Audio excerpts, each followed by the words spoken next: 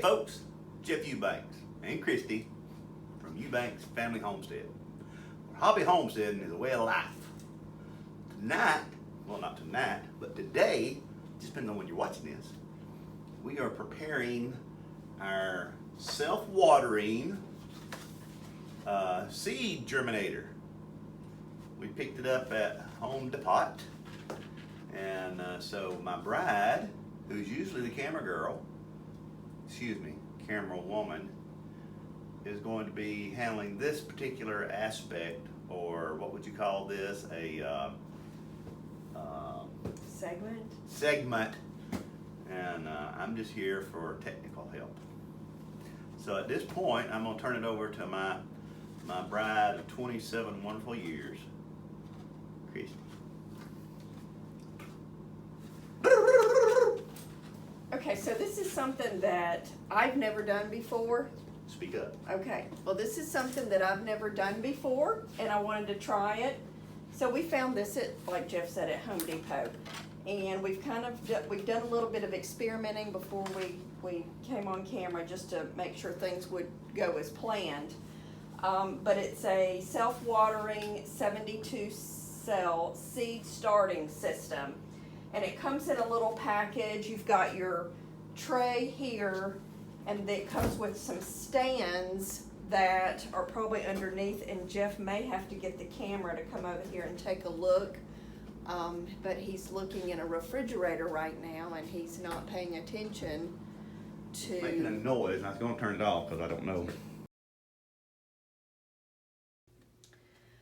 Okay, so this little assembly system here comes with your watering tray. There are two stands that go down actually in this watering tray, and then there's a watering mat that goes on top of the stands. And maybe I can pull this up so you guys can, maybe Jeff can come over here and you can see.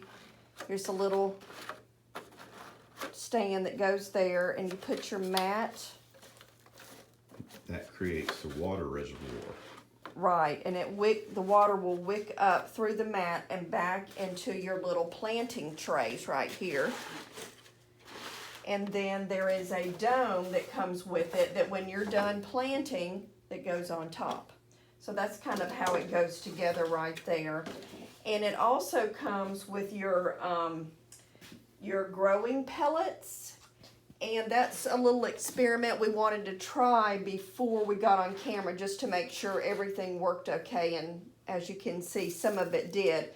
But what you need to do, or the instructions say, to make sure the little growing pellets are in each little compartment flat side up. Because if you turn them sideways, they're round, but they want it flat side up, is what they're saying. And then it says to pour some warm water, generously soak, I think, these little pellets. So I'm going to pour some water down in a few of these here. Ooh.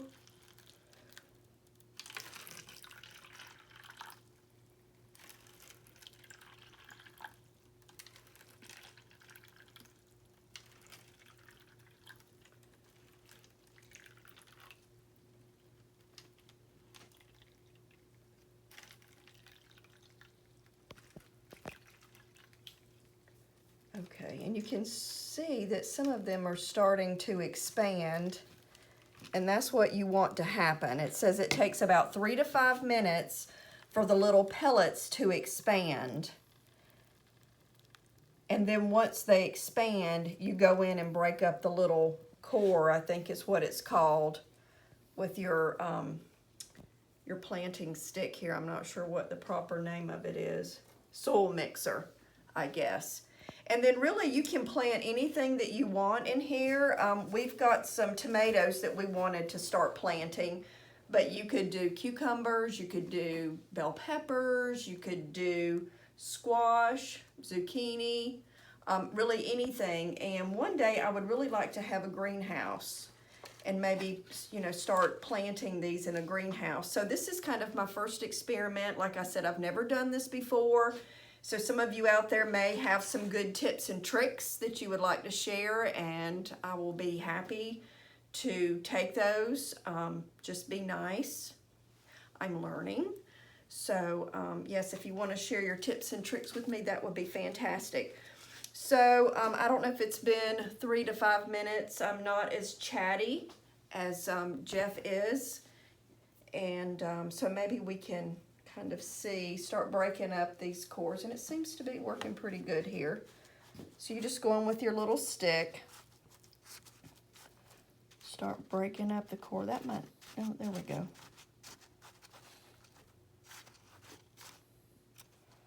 And I'm trying to be really neat, but I guess you don't have to be that neat with it.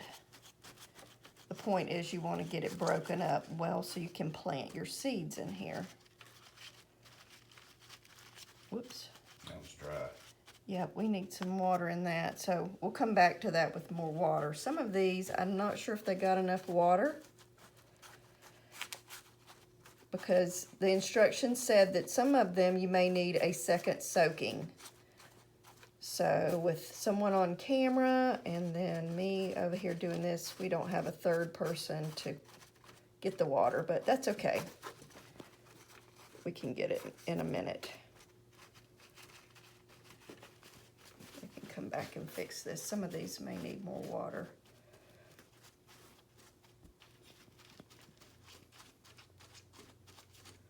So I'm really excited to see how this goes. We've got a little area, a little apartment in our basement of our home. And so we're gonna put that one's dry, underneath the window over there for a little bit of light. And then also we bought a heat mat to put under there to keep them warm. And I'll show you guys that in just a minute. Just wanna make sure all this gets, except for the two that are really dry. We'll fix that though. Okay, I think they're good and mixed up, good and moist. So, okay. All right, and here again, I've not ever done this before, but it says to put 1 to 2 seeds in each cell, or is recommended in seed packet instructions.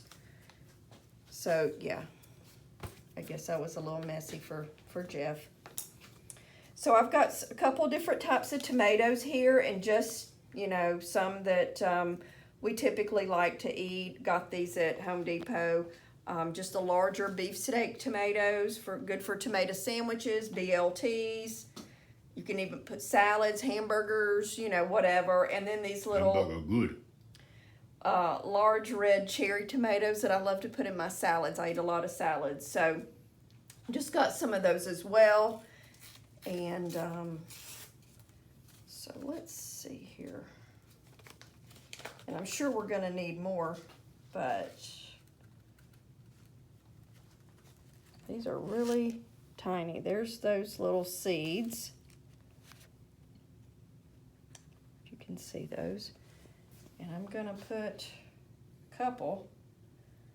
Okay, and Jeff, you might wanna help me. How far down in the dirt do we typically put these? Well, since we're in a controlled environment, Okay, if you just basically just drop them right down the center, okay, and then we'll just take your little Stick? your little dirt working tool, and just like that, okay, alrighty. just like that. Alright, see, I told you I'm learning, and got my expert here to help me since he's done this plenty of times. No, No. never done this before. Well, but you've done a lot of I've planting. done planting, but I've never done this. Okay, so anyway, well then we're kind of learning together. So, The trick is just don't want to put so much stuff on top of your seed that it can't germinate and sprout. okay, so did I do that? Yeah, that looks fine to me. Looks good, okay. You're putting 2 seeds per bucket. It said 1 to 2. Okay. And then what you do when they germinate and sprout, you have to pick one and get rid of it. Pick the better of the 2? In theory. Okay.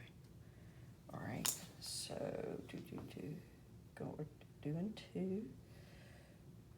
So, this is how it's done, hopefully. Yeah. It will work out. And There's probably not a real wrong way to do it. I mean, if we hadn't put water in there and we're just putting the seeds on top of the little pellets, yeah, that's probably wrong. okay, so I'm gonna do the last two right here for experiment purposes. So, and then I'll come back and put some more, but I do have a question. Hopefully Jeff can answer that.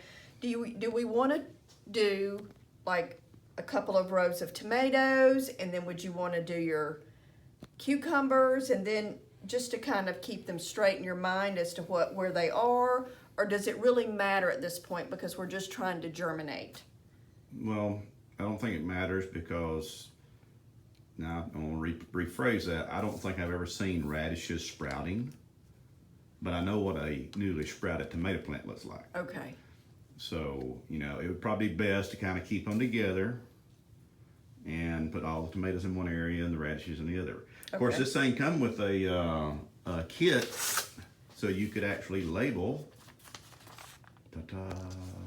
Where your rows are, you can put whatever you've planted in each little section. Okay. And for those of us that are organized and structured and like spreadsheets, this is really helpful. So, or you could create a spreadsheet for this. Wow. And maybe a pivot table, anything. Yeah, you could do lots of stuff. So anyway, or you don't have to. But, so that's kind of the gist of it. I'm gonna plant some more tomatoes here and go get maybe some cucumbers and peppers and some things. So hopefully, you know, I'm not sure how long it will take for them to start germinating. Now, we did look up online, and our last frost here It's April 9th. April 9th. Yes. Average. Yeah.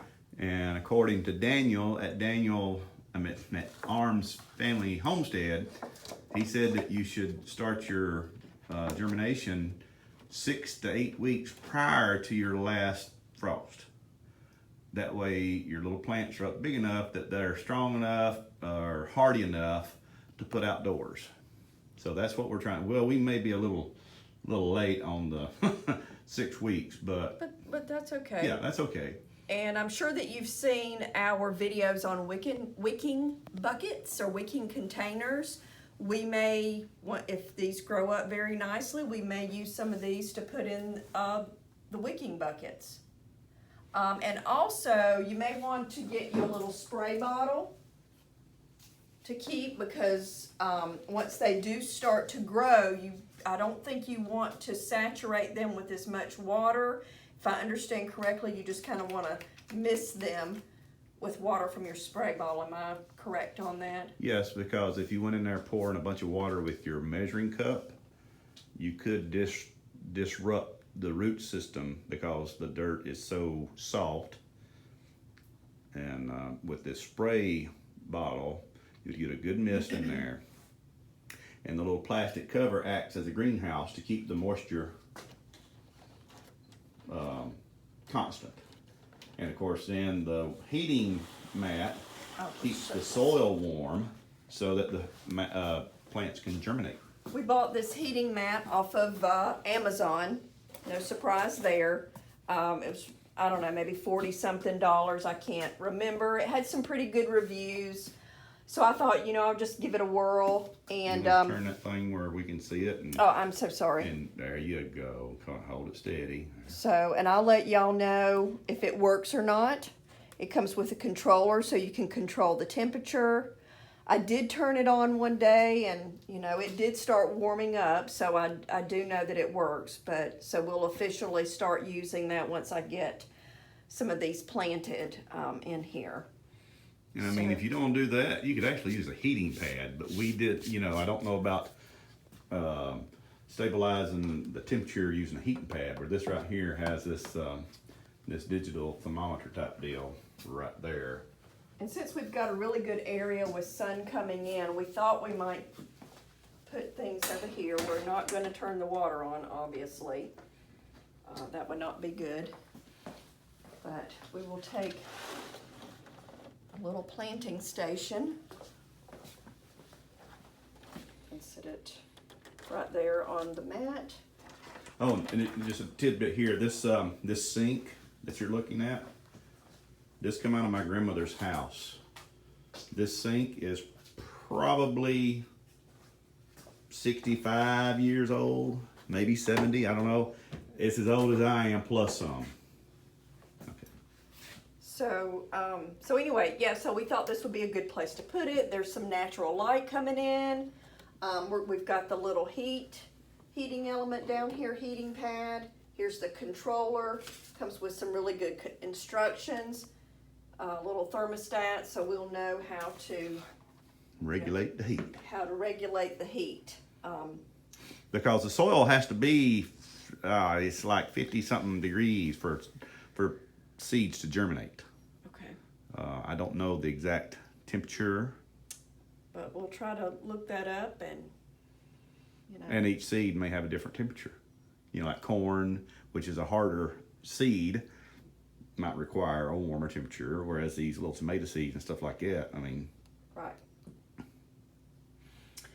And we might even, if we need to, get a fluorescent light fixture to put over it, because you can go to, grow light. You can get those at Home Depot and Lowe's. Right. Yeah. So, but like I said, this is kind of a little experiment. Hopefully, we'll do well with this. It's something that I've wanted to do and try, and if it works good here, maybe I can get my wonderful husband of 27 years to build me a little greenhouse out there. He did build me a real nice planting station last year so that I could plant all my flowers and everything, and we've got a little shed attached to that that's going to be my she shed. And she shed, Cheryl. And storage for planting equipment and things like that. So hopefully I'm gonna get off camera here now, and then I'm going to plant the rest of the tomatoes. So hopefully in a week or so we can come back and give you part 2, an update, and hopefully we can see some little things growing in here and Sprouting to life. Sprouting to life. So the circle of life. okay, so anyway, but we thank you guys for watching. We really do appreciate it. Please subscribe to our channel. Hit the notification bell, like, and share with all your friends. We've got some great information that we just like to share with lots of folks. We want to encourage people, that you can grow plants, flowers, you can garden. You don't have to, have 5 acres. You can have a small area. You can have an apartment. But you can do this in your apartment. So you can do a lot of these things that we're doing on a smaller scale. You can do them on a larger scale. So anyway, we just want to share with you guys some of the things that we've learned, or mostly my husband and I'm still learning. So anyway, thanks for stopping by. We appreciate it, and we'll see you next time. Take care. Bye.